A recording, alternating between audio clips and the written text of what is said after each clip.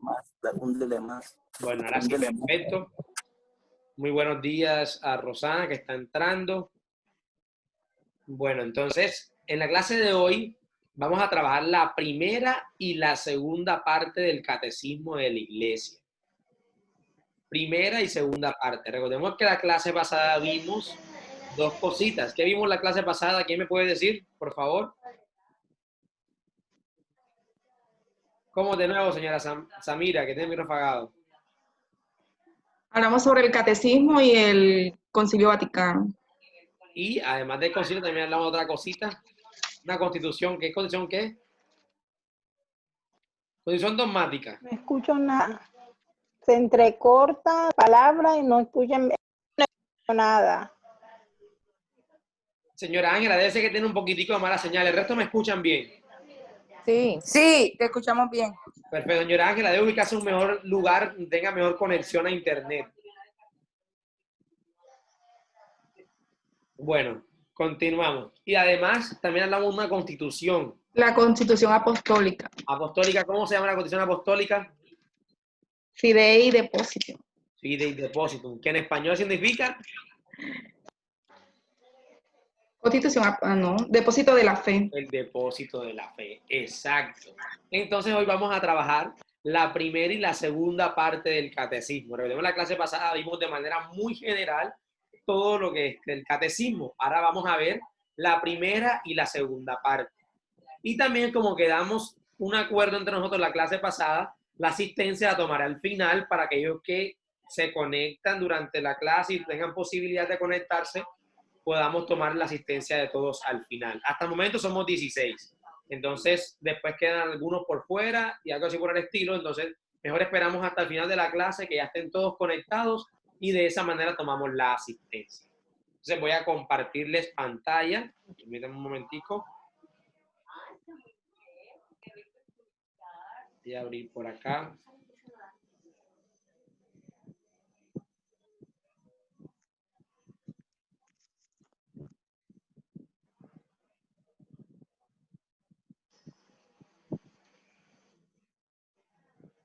Bueno, la clase de hoy tiene muchas cosas que ya sabemos, pero es muy importante tener en cuenta estos conceptos que vamos a desarrollar. Entonces, a continuación les muestro. Vamos a trabajar la primera y segunda parte del catecismo, que se llama, la primera parte se llama Lo que creemos. Es la primera sesión, ¿cierto? Lo que creemos. Cuando hablamos de lo que creemos, hablamos del credo, de lo que nosotros profesamos. Y tenemos como primer punto, el hombre es capaz de Dios. Antes de, bueno, voy a quitar por aquí de un momentico y quisiera, voy a llamar aquí aleatoriamente. Vamos a ver. ¿A quién mencionamos por aquí? Bueno, el señor Camilo. Aquí estoy. Para usted, señor Camilo, ¿qué es la fe para usted? La fe. La fe, sí, señor. Bueno, la fe para mí es la capacidad que puede tener el ser humano de creer en algo que aunque no estamos viendo o creemos que es imposible realizar, puede suceder o puede pasar. Excelente, muy bien. Simona, señora Simona, para usted, ¿qué es la fe?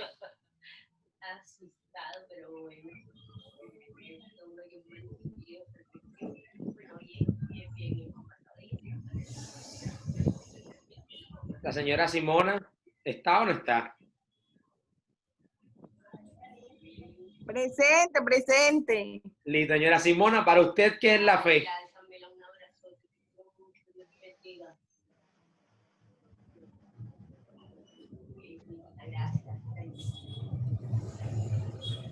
Para mí la fe es creer plenamente en la palabra de Dios. Muy bien, perfecto. Todos estos conceptos sobre la fe lo podemos construir cada uno de manera personal, ¿cierto? Pero la iglesia nos regala un concepto específico y lo encontramos en el catecismo, en la primera sesión, que se llama Lo que creemos. La fe lo define, las iglesias lo definen como la fe es la respuesta del hombre hacia Dios que se revela y se entrega a él, dando al mismo tiempo una luz al hombre que busca el sentido último de su vida. ¿Cómo así? Recordemos que cuando Dios se revela, Él nos hace capaz de creer en Él. O sea, no es que nosotros creemos en Él porque no tenemos la capacidad innata en nosotros, no. Dios es quien nos brinda la capacidad al momento de revelarse de nosotros conocer eso. ¿Qué es la revelación? La revelación es la automanifestación amorosa de Dios hacia el hombre. La automanifestación amorosa de Dios hacia el hombre significa la revelación. Estos términos, estos conceptos los encontramos en el catecismo. Ustedes pueden buscar en la parte final del catecismo y ahí tienen todos los conceptos.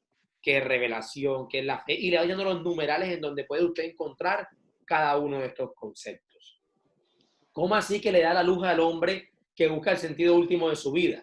Claro, porque Dios al momento de revelarse ante nosotros y hacernos capaz de creer en Él y capaz de dar nuestra respuesta hacia Él, nos da una esperanza, que es ¿cuál? La vida eterna, ¿cierto? Entonces Dios nos regala la vida eterna como la luz a nosotros del sentido de nuestro último día. El hombre es capaz de... Además, este acceso al conocimiento de Dios se da por medio de la voz de las criaturas y la conciencia del hombre, a través de la belleza y perfección de las criaturas que muestran características perfectas de Dios. Pero este lenguaje se vuelve limitado al frente al mismo misterio de Dios. Es decir, nosotros nunca seremos capaces de entender a plenitud la divinidad de Dios. Nunca. Nunca vamos a entender el gran misterio de Dios. Por eso es un misterio y se llama misterio divino, porque nunca vamos a llegar a entender ese misterio con todas nuestras capacidades. Poco a poco, el Señor nos va dando la capacidad de ir conociéndolo un poco más. Pero yo, en mi caso, yo entre más conozco al Señor, más siento que lo desconozco. Porque más dudas me entran sobre Él. Entonces, cuando es así, es porque Dios nos da nuestra capacidad para entenderlo a Él, pero no nos da la capacidad total, inmensa, para poder entender su misterio divino. Porque si no, no fuese un misterio. Dios al encuentro del hombre. El hombre tiene acceso a Dios a partir de sus obras, pero existen otro orden de conocimientos que el hombre no puede de ningún modo alcanzar por su propia fuerza, que es la revelación divina.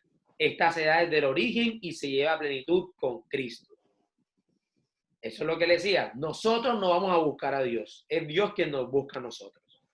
Y después nosotros le correspondemos a esa búsqueda que él hace por nosotros. Y cuando pasa eso, desde eso pasa desde el origen. Desde Adán y Eva está el Señor que nos busca a nosotros. Miremos que en la mitología del Génesis dice que había un Dios que se paseaba por los jardines buscando a el hombre. ¿Quién era el hombre? Adán y Eva, que representaban a toda la humanidad, ¿cierto? Miremos que Dios, desde ese momento ya vemos cómo Dios busca al hombre, porque él paseaba por el jardín buscando al hombre. Y esto se lleva a plenitud con Cristo. Recordemos que Cristo es el culmen de la revelación divina. Entonces tenemos como 2.1 las etapas de la revelación. La alianza con Noé. Los que puedan, les voy a dar esa tareita y le va a servir. No es una tarea como tal, no es que para su conocimiento, una consulta. Que se lean del capítulo 1 al capítulo 11 del Génesis. Del capítulo 1 al capítulo 11.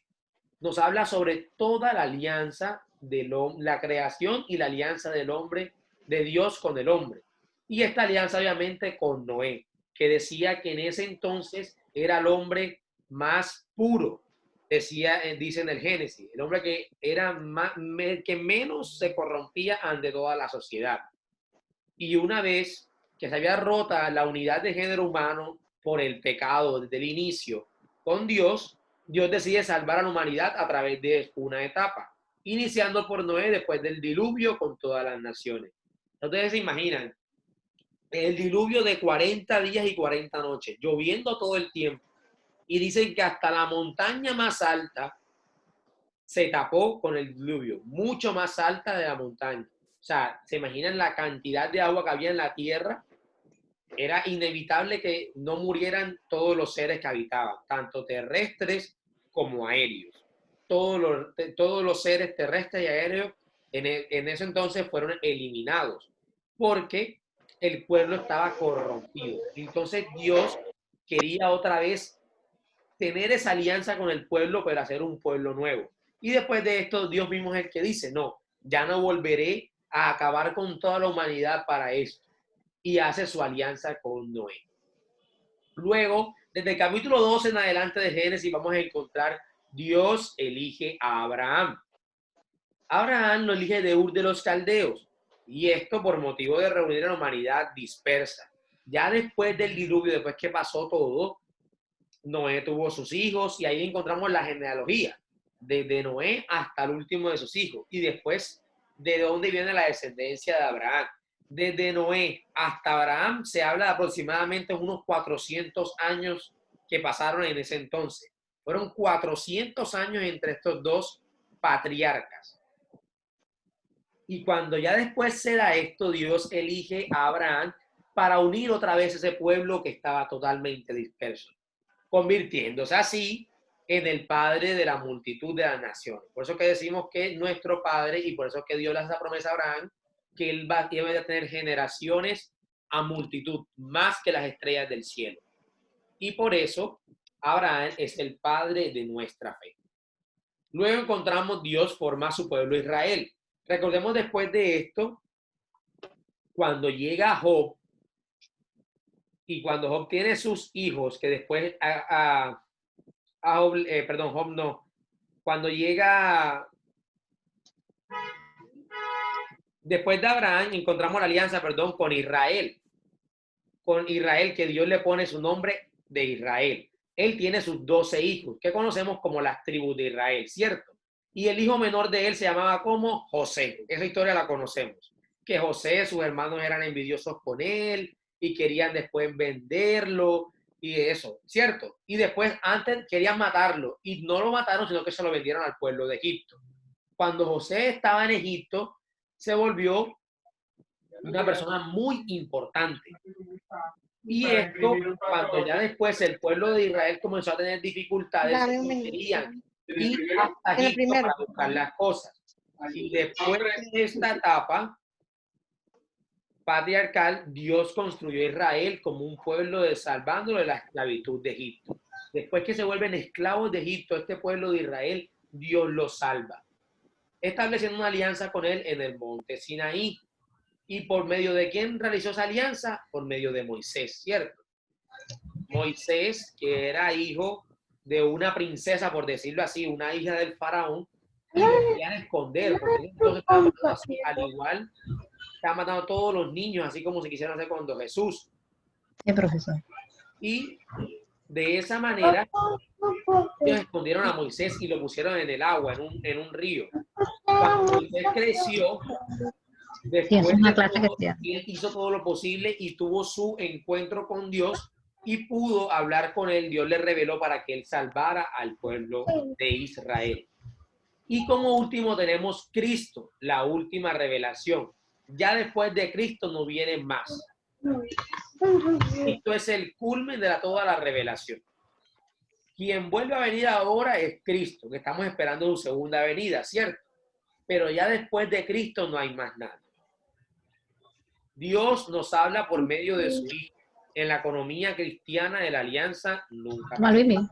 Por tanto, no se debe esperar otra revelación pública. La revelación está acabada, pero no del todo explicada. Le corresponde a la fe comprendida totalmente. Como les decía al principio, nosotros no estamos capacitados para entender todo el misterio divino, pero poco a poco iremos entendiendo. Pero ya la revelación se dio por completo. Está totalmente dada. Por eso es que yo les decía, cuando Dios no nos hace capaz de entender su misterio divino, no es porque Él no quiera que nosotros sepamos todo, sino que después dejaría de ser un misterio. Luego tenemos la transmisión de la revelación. La transmisión se da por dos partes, de manera oral y de manera escrita. Dios quiere que todos los hombres se salven. y llegan al conocimiento de la verdad. Ese es el fin óptimo de Dios, que nosotros lleguemos al conocimiento pleno de la verdad, pero poco a poco. Como dice aquí, gradualmente. Es aquí donde Cristo es anunciado a todos los pueblos y a todos los hombres para que la revelación llegue a todo el mundo. De esta misión surge la tradición apostólica que se hizo de dos maneras, como le dije. La tradición apostólica primero se hizo de manera oral. Los apóstoles, mediante su predicación y ejemplo, transmitieron de palabra lo que habían aprendido de las palabras de Cristo por medio de las enseñanzas del Espíritu Santo. Como les decía también en la clase pasada, Cristo no escribió ningún texto. Nunca vamos a encontrar nada escrito de Jesús. Lo único que se dice que escribió Jesús fue cuando estaban acusando a la mujer adúltera, que escribió con el dedo en el suelo y después lo borró. O sea, que nunca se supo que escribió Jesús. No tenemos escritos de él. Por eso, la tradición oral no podemos obviarla. Y eso es lo que hacen los hermanos protestantes. Ellos solamente se centran en la escritura, que fue lo que se centró Martín Lutero. Pero nosotros no podemos obviar nuestra tradición. No se puede obviar la manera oral, porque obviando lo oral estamos obviando también a Cristo, porque toda la transmisión de Cristo vino primero de manera oral, luego fue que se escribió, pero en un principio todo era de manera oral. Luego continúa la manera escrita, que se fue dando más o menos a los años 70 aproximadamente. Es decir, 40 años después aproximadamente que se comenzó a formar todo después de Cristo. Pero no es que entonces se comenzó a escribir la Biblia, no. Por ejemplo, 40 años después comenzó la tradición escrita, más o menos por Mesopotamia, fue que inició todo. Y esto inició más o menos también cuando ya Pablo, por ejemplo, escribía la carta a todos los pueblos que él le dirigió su carta. Pero estas cartas eran solamente unas cartas, no hacían parte de una composición de un libro sagrado que conocemos hoy como Biblia. Entonces, la manera escrita, donde los mismos apóstoles y los otros de su generación pusieron un escrito del mensaje de salvación inspirado por el Espíritu. Este mensaje, esto es muy importante que está aquí, yo se lo coloco aquí resaltado. Este mensaje de tradición está relacionado con las escrituras porque surgen de la misma fuente y apuntan hacia el mismo fin. ¿Cuál es la fuente? Cristo. ¿Y cuál es el fin? El reino de los cielos. Cabe resaltar también que las escrituras es palabra de Dios escrita por inspiración del Espíritu Santo, mientras que la tradición recibe la palabra de Dios y la transmite de manera íntegra a los sucesores para que se exponga y disfruta y difunda fielmente. Cabe resaltar que para la conservación de este evangelio los apóstoles nombraron como sucesores a obispos que mediante el magisterio guardaban la palabra. Nuestros primeros obispos, ¿quiénes fueron? Los apóstoles. ¿Quién fue el primer papa? Pedro, ¿cierto? Por ahí empezó toda la sucesión de nosotros, por los apóstoles. Por eso quería decirle también que esto es muy importante, demasiado importante. Entonces, tenemos que tener muy en cuenta que si yo le pongo una preguntita, esto. Me gustaría que si de pronto lo quieran escribir o algo por el estilo. Porque es muy importante la tradición para nosotros. Como les decía, no podemos obviar nuestra tradición oral, porque de ahí depende toda la fuente, de ahí depende todo. Es decir, si nosotros estudiamos filosofía, pongámosle, nosotros vamos a obviar a Aristóteles porque él no escribió nada. Quien escribió todo fue Platón, su discípulo, pongámosle, ¿cierto? Nosotros no podemos obviar esa tradición porque es que a pesar de que no se haya escrito todo lo que se dijo, es de donde comienza la fuente. En este caso sería Cristo. Él fue el quien hizo todo y de ahí empieza todo nuestro sentido. Entonces ya saben que ustedes pueden encontrar este material, lo encuentran dentro de la plataforma, ¿oyeron?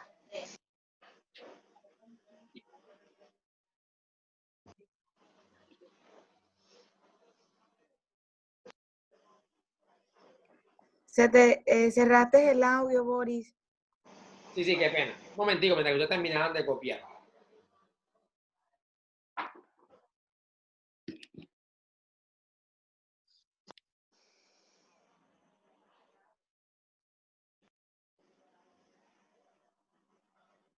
Hoy tengo una pregunta ¿Cuál es la pregunta? Claro que sí.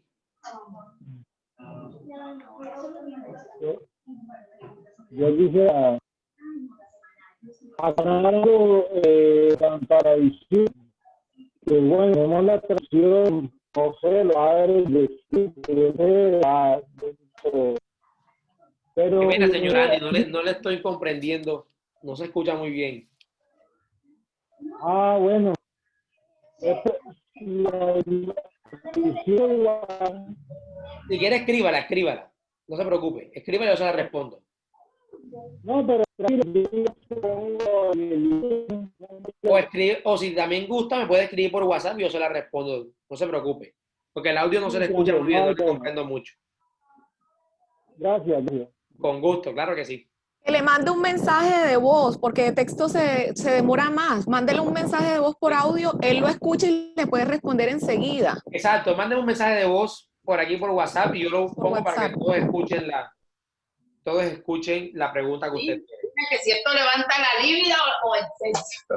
Venga,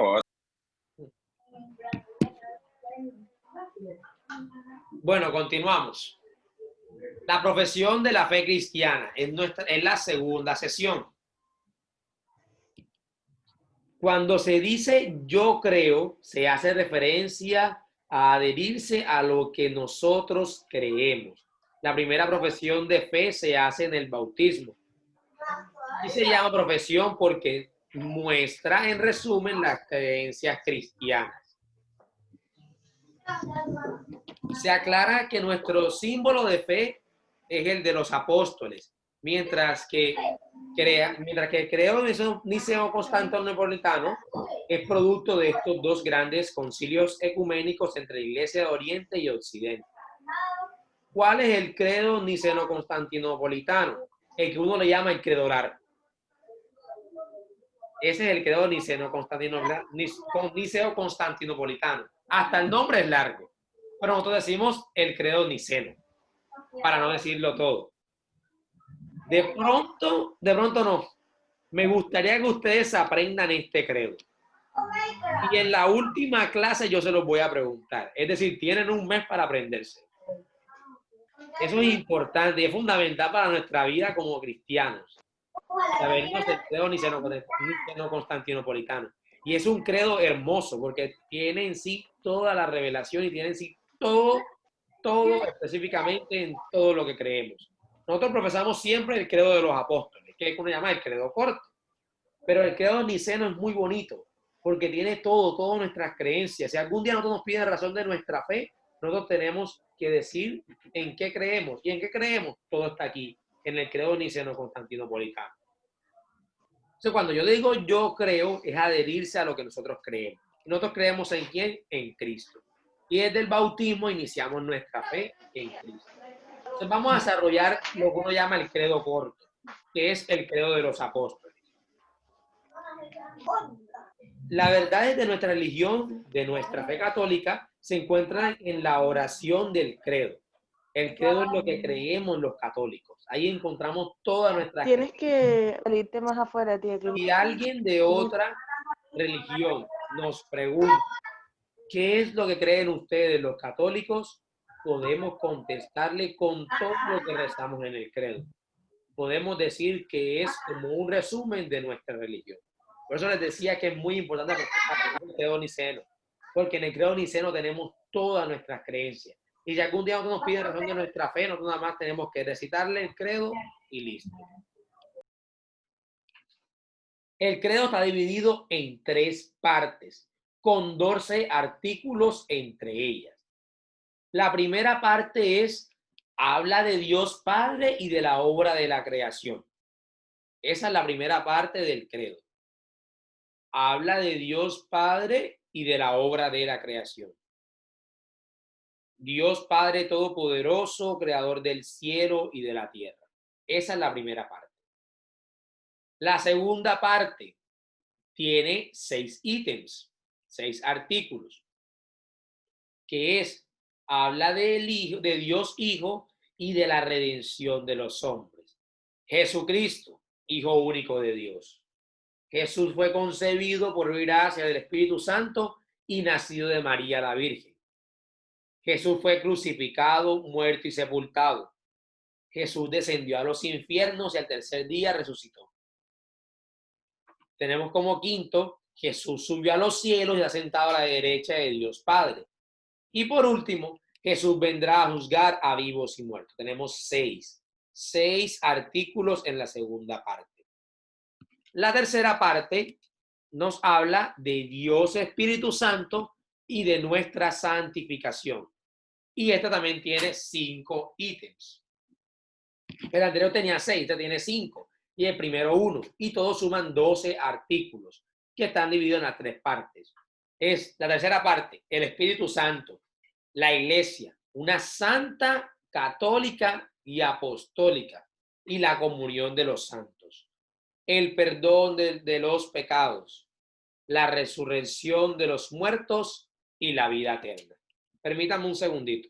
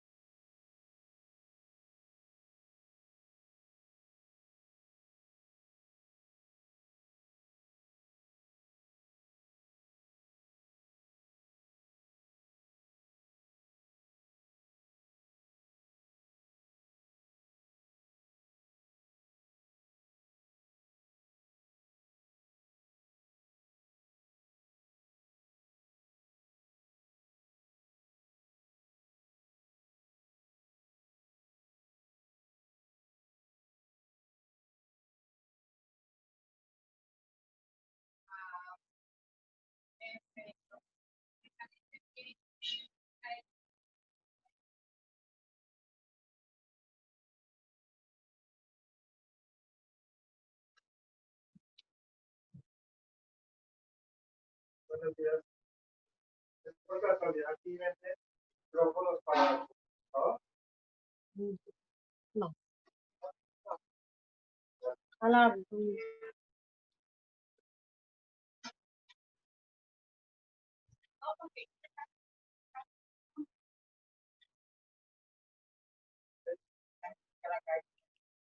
Bueno, qué pena con ustedes.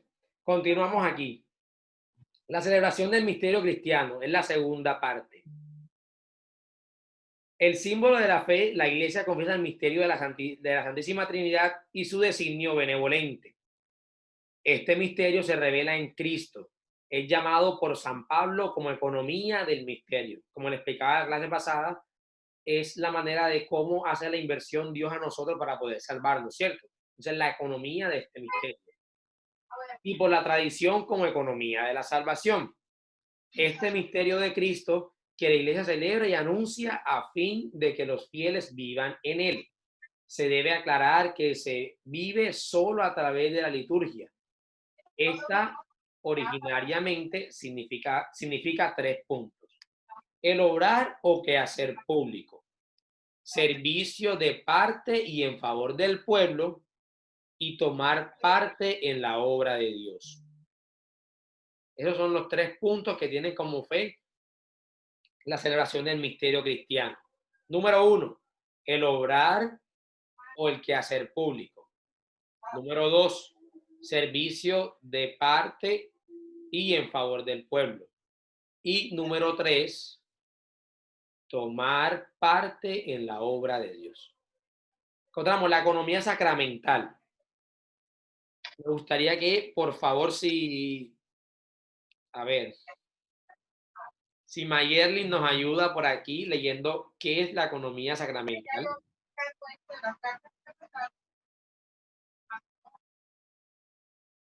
Yo, profe. Mayerlin, que nos ayude, por favor.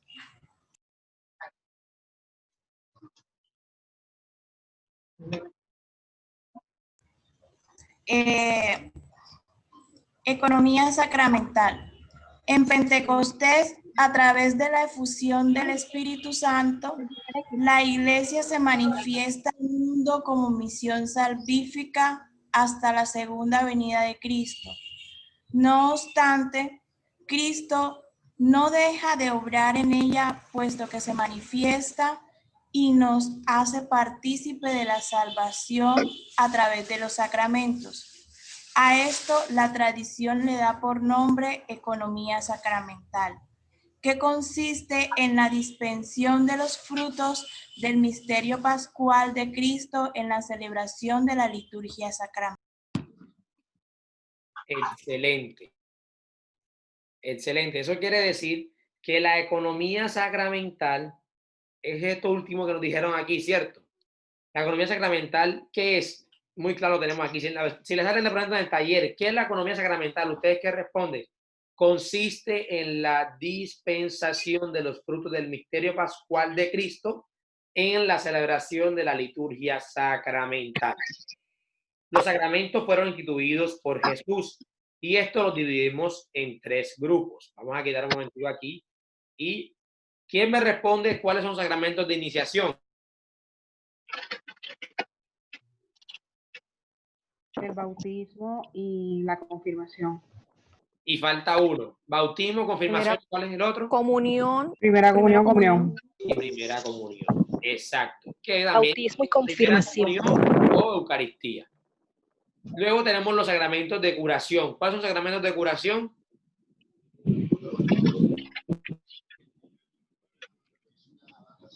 Unción de los enfermos.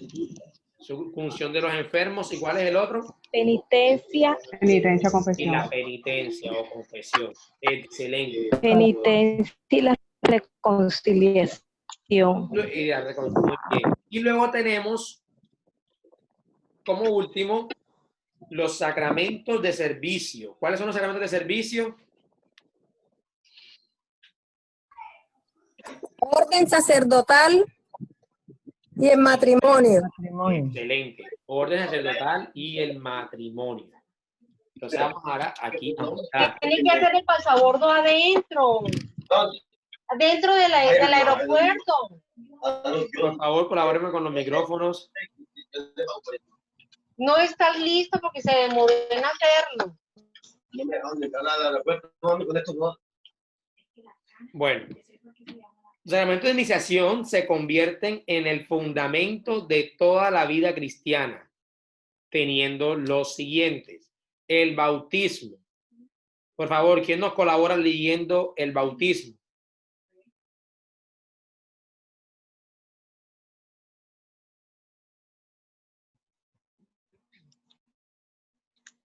El bautismo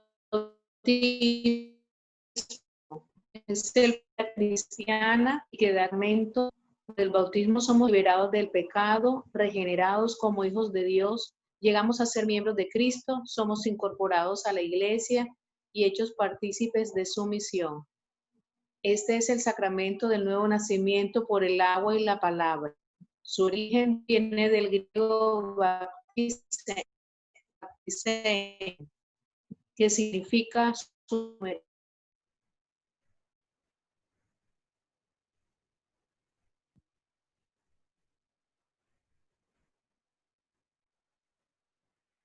palabra de Dios, que ilumina con la verdad.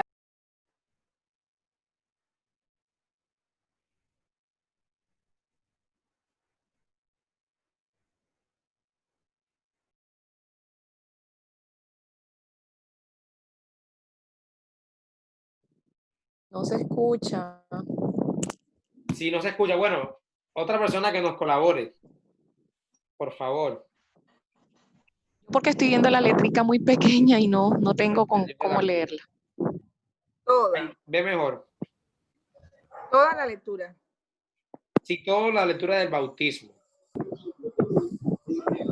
El bautismo es el pórtico.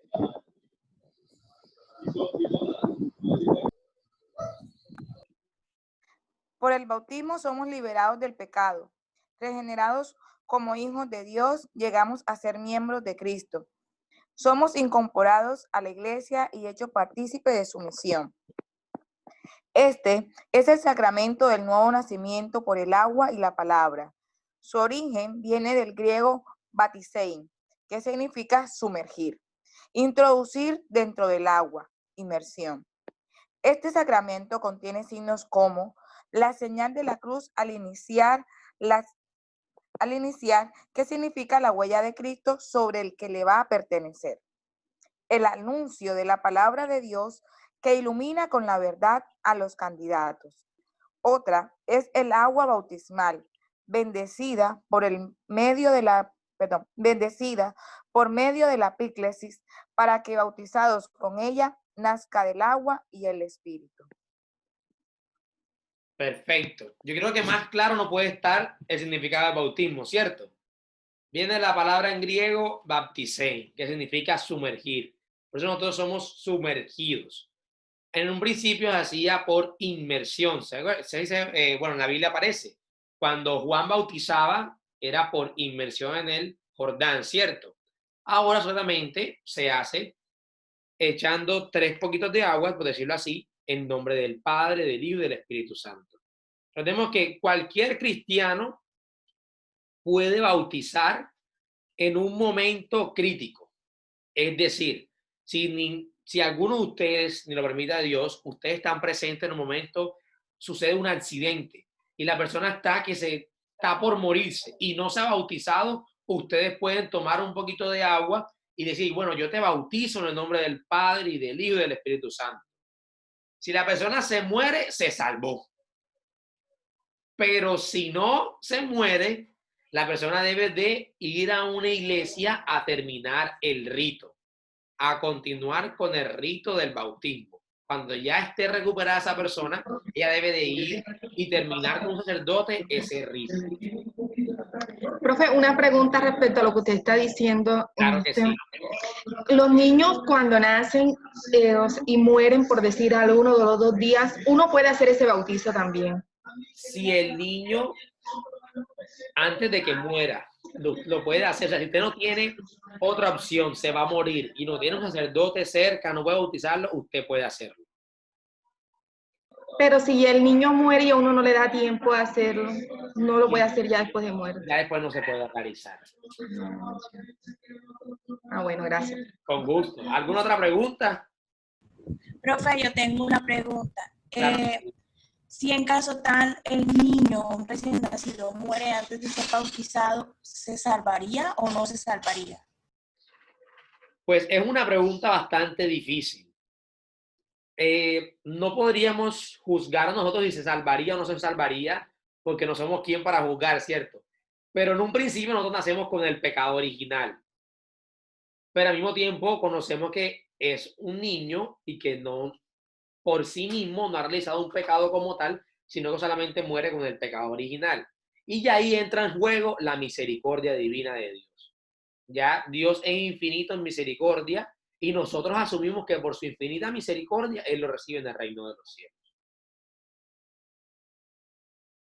Pero ya respondió tu pregunta, como te digo, no es algo que depende de nosotros, porque la iglesia no puede darle un término como tal a eso, porque ya no entra dentro de como decirlo así, de todo lo que se ha estudiado.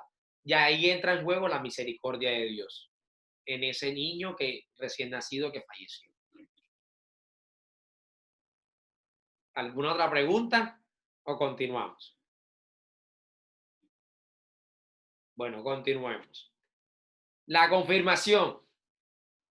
Este, junto al bautismo y la Eucaristía, constituyen los sacramentos de iniciación cristiana, y este le da plenitud a las gracias bautismales, uniendo al bautizado íntimamente a la Iglesia y lo enriquece con el Espíritu Santo.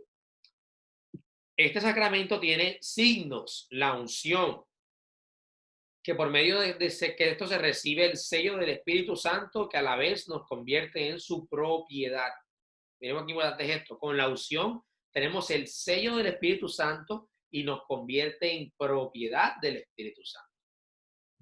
La confirmación es nosotros darle ese sí al Señor ya con nuestros 5 sentidos, por decirlo así, con nuestros 5 cabales. Cuando estamos niños, nuestros padres deciden entregarnos a Dios y entrar de una manera totalmente que Dios habite en nosotros y comenzar a ser hijos de Dios. Y con la confirmación nosotros restablecemos ese sí que nuestros padres a un principio dieron por nosotros. La Eucaristía o primera comunión culmina la iniciación y se convierte a la vez en la cima de toda la vida cristiana. Es el sacramento que podemos repetir todos los días. Por esta celebración nos unimos a la liturgia del cielo. También tiene otros nombres como banquete del Señor, fracción del pan, asamblea eucarística, memorial, santo sacrificio, santa misa. Cabe aclarar que su estructura está compuesta en 2 partes. Liturgia de la palabra, que es hasta donde el Padre finaliza con la homilía, y liturgia de la Eucaristía, que es desde que comienza el ofertorio, es decir, que el Padre comienza a armar el altar, a colocar todas las cosas que se van a ofrecer en el altar, y como ustedes dan su ofrenda, hasta el final, hasta el rito final, rito conclusivo. Esas son las 2 partes. Y la liturgia de la palabra desde el inicio hasta que el Padre termina la homilía. Esos son los sacramentos de iniciación. Ahora continuamos con los sacramentos de curación. Por los sacramentos de iniciación, el hombre recibe la vida nueva en Cristo. No obstante, es llevada en vasos de barro para hallarnos en nuestra morada eterna sometida al sufrimiento, la verdad y la muerte, con el peligro de distorsionar nuestra imagen de Cristo e incluso de perder esta vida por el pecado. Aquí radica la finalidad de estos sacramentos de iniciación, penitencia y de la reconciliación. Aquí se obtiene la misericordia de Dios, el perdón de los pecados cometidos contra Él y la reconciliación de la Iglesia.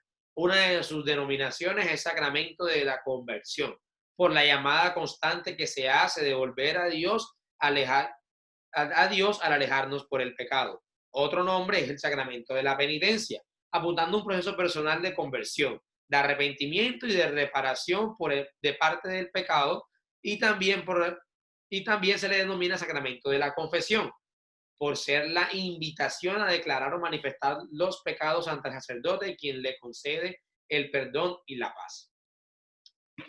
El sacerdote concede el perdón y la paz por medio de Cristo. O sea, Él nunca le va a dar perdón. Mire que cuando dice, yo te absuelvo los pecados en el nombre del Padre y del Hijo y del Espíritu Santo.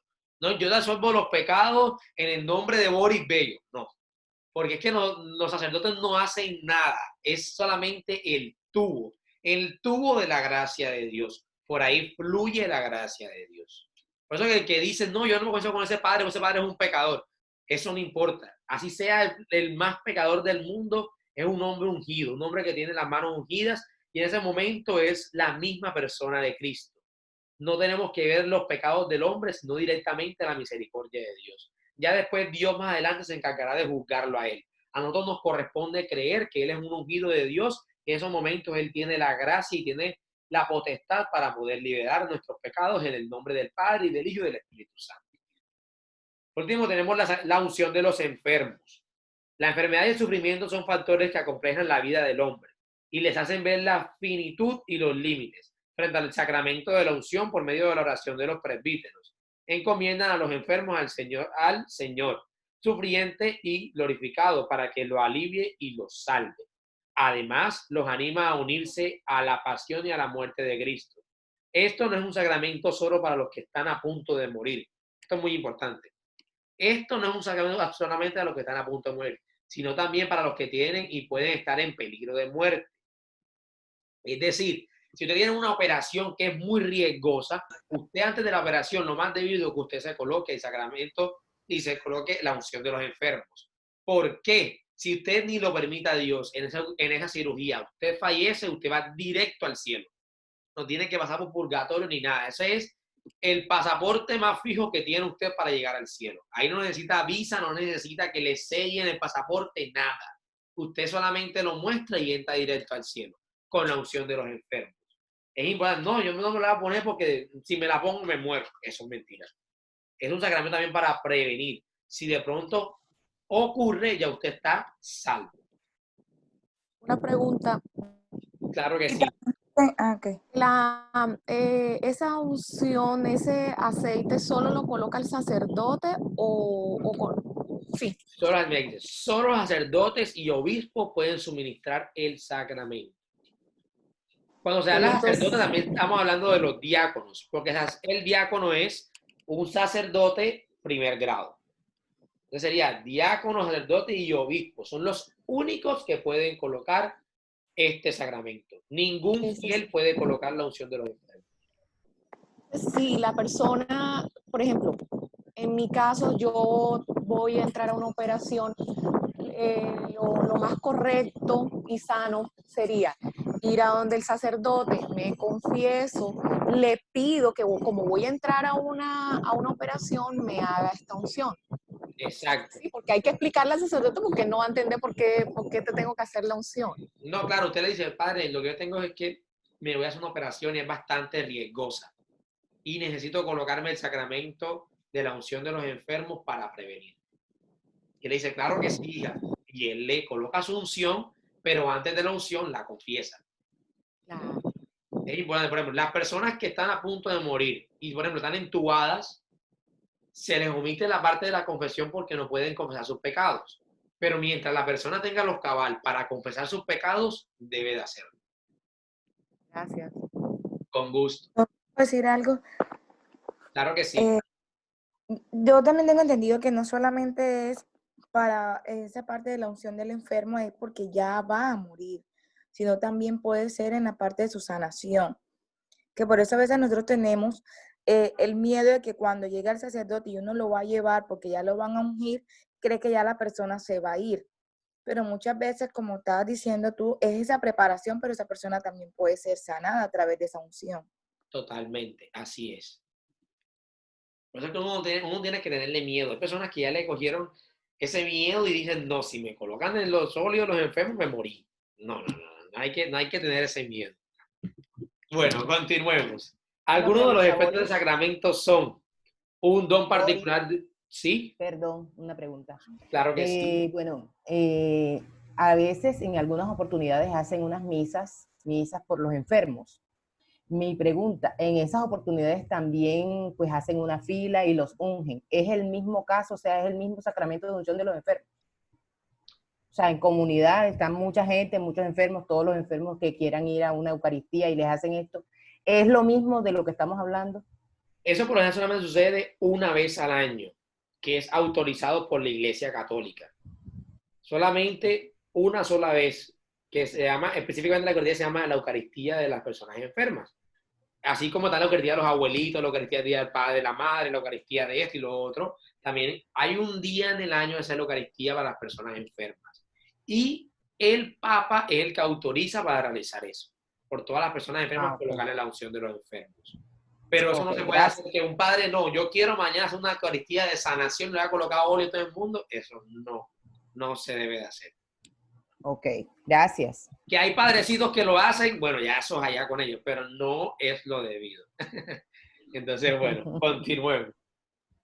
Algunos de los efectos del sacramento son un don particular del Espíritu Santo, basado en el primer lugar sobre el consuelo y la paz para vencer las dificultades de esta enfermedad.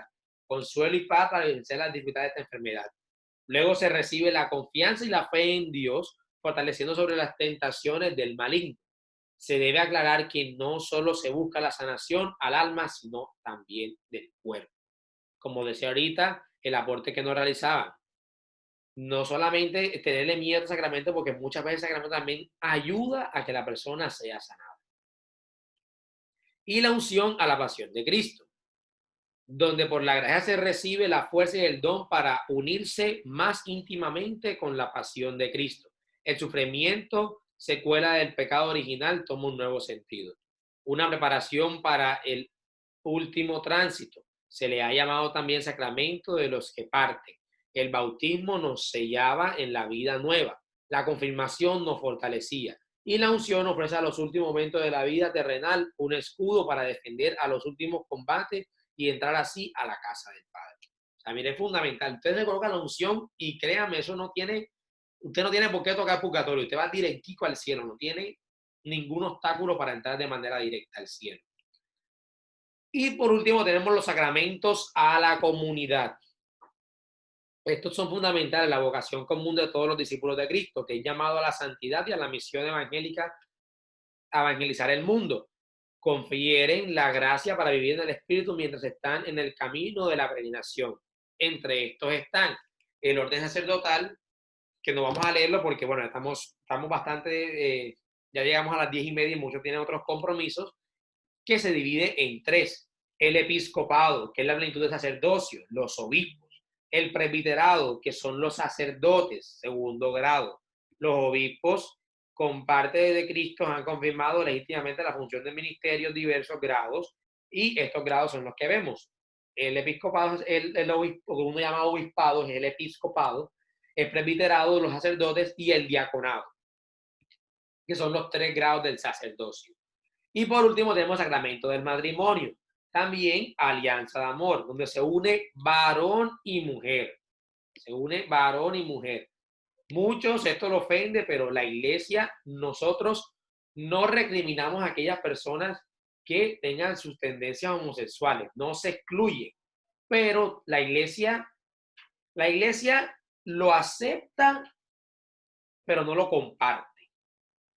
Es decir, la iglesia lo respeta, pero no se puede aceptar eso como tal. Es decir, no se respeta, se acepta, pero no compartimos la idea. Porque el mismo Cristo nos infundió esto y el mismo Dios nos lo dice. Varón y hembra se unirán y formarán una sola carne. Y por último tenemos los sacramentales. ¿Alguno sabe qué son los sacramentales?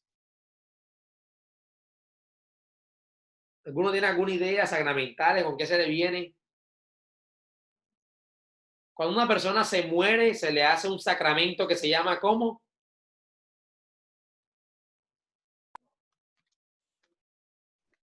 Comienza por E. Exequias. Exequias. Bueno, eso hace parte de un sacramental. Es decir, no es un sacramento en específico, pero hace parte de un sacramental. Y la otra es las bendiciones a las personas, las casas, los objetos, los lugares. También es un sacramento, pero se conoce como un sacramental. Es algo aparte de los 7 sacramentos que conocemos. Y bueno, con esto concluimos nuestra clase. El rosario también es sacramental.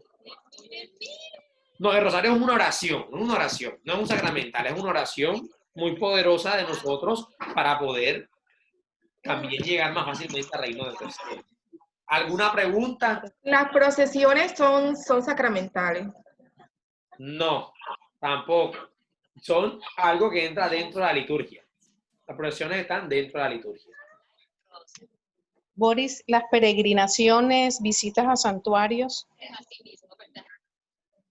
Bueno, eso también hace parte de una oración. Una peregrinación, o por ejemplo, una romería. ¿Qué es una romería? Una romería es rezar todo el rosario. Nosotros por día rezamos misterios, pero el rosario completo son los 4 misterios. Ese es el rosario, rezar los cuatro misterios.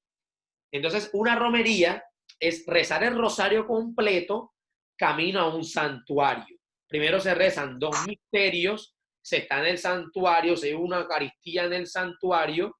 Si tienes la posibilidad de confesarte, magnífico. Y luego, de regreso, rezan los otros 2 misterios. Y si ustedes realizan esto, pónganle que ustedes al día siguiente fallecen, ustedes también van directo al cielo. La romería también asegura la dirección plena al cielo. Yo lo he hecho ya en 2 ocasiones, junto con el seminario. Tenemos un grupo que se llama Jóvenes Adorantes, que lo fundó un hermano de nosotros, seminarista, cuando estuvo en Turbaco. Ahora está en España, Hernando, de pronto muchos lo conocen. Hernando fundó ese Jóvenes Adorantes. Y dentro de eso hemos realizado ya 3 o 4 romerías en el seminario. Y yo he participado de 2. Caminamos rezando primero, fuimos primero a el rodeo y luego fuimos a el santuario María de la Gracia Torcoroma, que está reciente como santuario. Entonces fuimos en ambas ocasiones. La segunda vez tuvimos la posibilidad de confesarnos con el padre Edwin, entonces quedamos nosotros literalmente en el cielo en ese momento. Nos sentíamos más allá que acá. Es una experiencia maravillosa. Si algún día tienen la posibilidad de realizarla, totalmente asegurada que es una experiencia hermosa. ¿Alguna otra pregunta?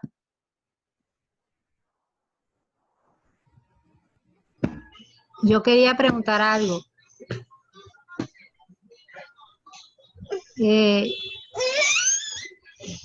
Yo he escuchado que también son sacramentales el agua bendecida, la sal exorcizada, el aceite también bendecido. ¿Es así?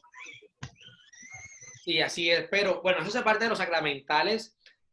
Pero ¿qué pasa? Por lo general eso los obispos solamente lo autorizan para que lo realicen el sacerdote específico que está que se estipula por cada diócesis. Tiene que haber un sacerdote que es exorcista.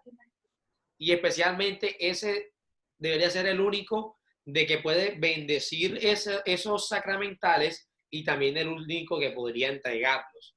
Que muchos sacerdotes lo bendigan y eso, bueno, va y viene. Pero el deber ser es que lo bendiga y lo entregue solamente al sacerdote que está autorizado para hacer el exorcismo en la arquidiócesis o en la diócesis que se le pertenece. En este caso, de nosotros, es el padre Correa.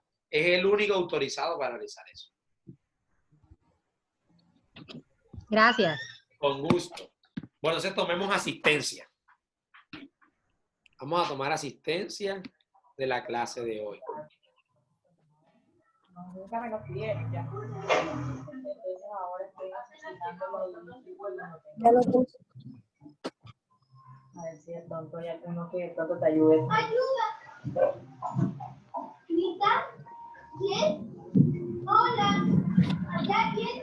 Bueno, Acuña, Quintana, Marisabel. Presente. Excelente. Albornoz, Rentería, Francia.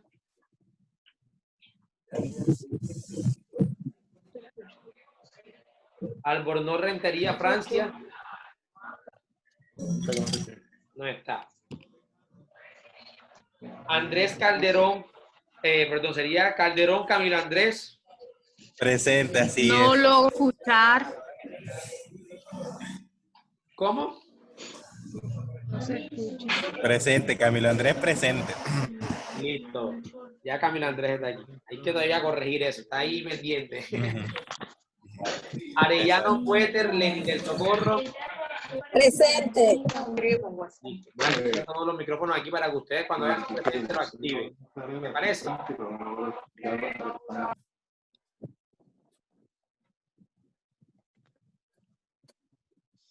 Listo.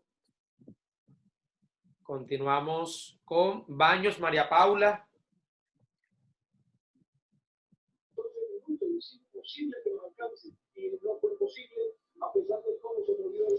Baños María Paula. ¿Está? Bello Pino Wilson José. Presente. Listo. Bustillo Mendoza Rosana del Carmen. Presente. Presente. Cervantes Rueda Betsy. Presente. Consuegra Ospino Carmen. Bueno, esta está presente por medio de llamada. Coronado Ortega Diana Margarita. Voy a pausar aquí para